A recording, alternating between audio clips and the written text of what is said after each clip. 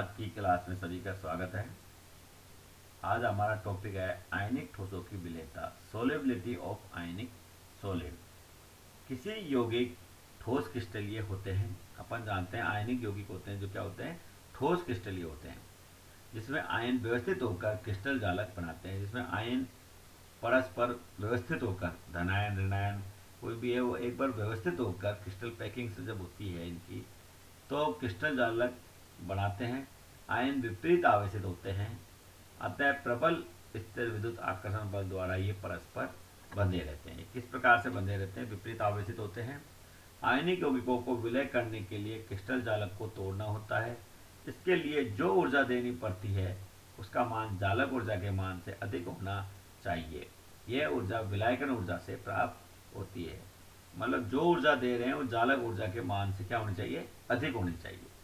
किसी यौगिक के जलयोजन ऊर्जा का मान जालक ऊर्जा की तुलना में अधिक हो तो, महत्वपूर्ण बात क्या है इसके अंदर, किसी यौगिक के लिए जल ऊर्जा का मान जालक ऊर्जा की तुलना में अधिक हो तो वह यौगिक जल में विलयशील होगा। मतलब किससे होनी चाहिए, जालक ऊर्जा से अधिक होनी चाहिए, तब तो क्या है, विलयशील है। इसके विपरीत किसी यौगिक की जालक ऊर्जा का मान जलयोजन ऊर्जा से अधिक है, तब वह यौगिक जल में अविलय होगा। एक बार दोबारा रिपीट करता हूं। किसी यौगिक के लिए जलयोजन ऊर्जा का मान जालक ऊर्जा की तुलना में अधिक हो तो, मतलब जालक ऊर्जा कम है, जलयोजन ऊर्जा अधिक है, तो वही यौगिक क्या है, जल में विलयशील है। इसके विपरीत किसी यौगिक की जालक ऊर्जा का मान जलयोजन ऊर्जा से अधिक है, मतलब क्या ज्यादा है, जालक ऊर्जा, तो वह यौगिक जल में अविलय होगा। क्या है, जालक ऊर्जा ग्रेटर देन जलयोजन ऊर्जा जल में अविलय, जालक ऊर्जा शोर देन जलयोजन ऊर्जा जल में विलय।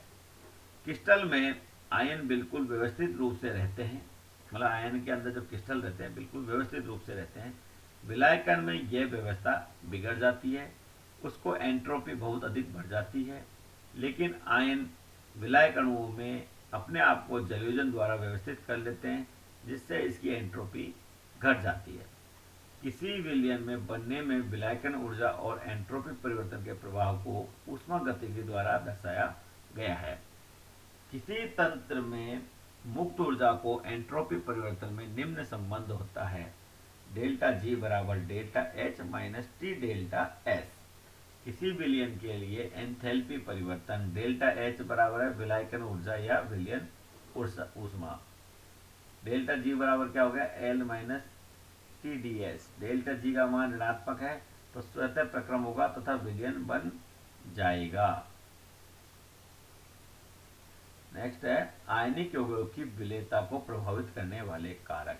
मतलब ऐसे कौन कौन से कारक हैं जिनके द्वारा आयनिक यौगिकों की विलेयता प्रभावित होती है। पहला है विलायक का डाइलेक्ट्रिक स्थिरांक। आयनिक पदार्थ ध्रुवीय विलायकों में अधिक विलय है। अधिक ध्रुवीय विलायक होने से डाइलेक्ट्रिक स्थिरांक का मान भी अधिक होता है, इससे विलायकन ऊर्जा बढ़ जाती है। किसी आयन के लिए विलायकन ऊर्जा जहाँ डाइलेक्ट्रिक स्थिरांक जितना अधिक होगा उसका मान उतना ही कम होगा और एच एस ऊर्ध्वपातन अधिक होगा। आयनिक आकार किसी पदार्थ की विलयता जालक ऊर्जा तथा विलयकन ऊर्जा पर निर्भर करती है।